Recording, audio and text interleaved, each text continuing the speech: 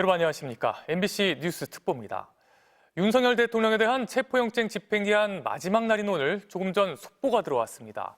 공수처가 체포영장 집행 업무를 경찰에 넘기기로 했다는 소식입니다. 그럼 지금 바로 공수처 연결해 어떻게 된 상황인지 알아보겠습니다. 김상호 기자, 자세한 내용 전해주시죠. 네, 조금 전 공수처와 경찰 등이 함께 꾸린 공조수사본부 명의로 공지가 나왔는데요. 공수처가 어젯밤 경찰 국가수사본부에 피의자 윤석열 대통령에 대한 체포영장 집행을 일임하는 내용의 공문을 발송했다고 밝혔습니다. 공수처가 발부받은 윤 대통령에 대한 체포영장 유효기간은 오늘 자정까지인데요. 그래서 오늘 중에는 체포영장 재집행에 나설 거라는 전망이 나왔었는데 새벽부터 취재진들이 이곳에서 대기했지만 지금까지 공수처에 아무런 움직임이 없었고요. 공수처는 여러 방안을 검토 중이고 오후에 결정될 거라는 취지로만 말했었는데 조금 전 결국 체포영장 집행을 경찰에 넘기기로 했다는 소식이 나온 겁니다. 체포영장 기한도 연장 신청을 할 걸로 알려졌습니다. 경찰 측에서는 공수처의 요청에 따라 경찰이 윤 대통령 체포영장 집행이 가능한지 내부에서 법리 검토 중이라고 밝혔는데요.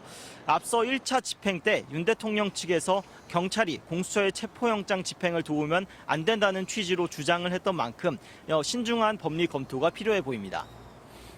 네, 공수처가 이렇게 갑자기 경찰에 체포영장 집행을 넘기겠다고 한 그 이유가 있나요?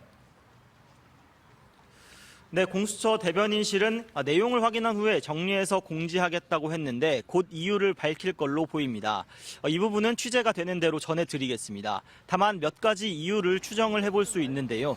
1차 집행 때는 공수처와 경찰이 100여 명에 그쳐 갑절에 이르는 경호처 벽을 뚫지 못했고요. 대치 끝에 5시간 반 만에 무산이 됐습니다. 이 와중에 경호처는 주말 동안 관저 주변에 철조망을 치고 정문에 버스를 더 세워놓으면서 더 두텁게 벽을 쌓았습니다. 경찰 내부에서만 경호처의 이런 행태에 대해 더 강경하게 나서야 한다는 목소리가 터져 나왔었는데요.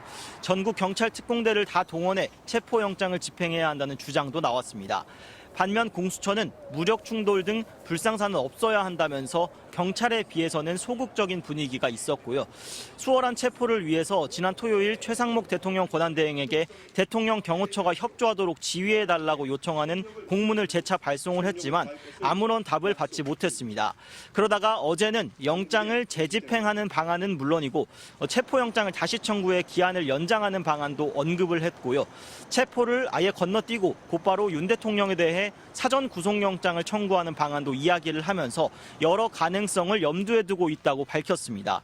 공수처는 오전 중에 브리핑을 통해 입장을 밝힐 걸로 보입니다. 지금까지 공수처에서 전해드렸습니다.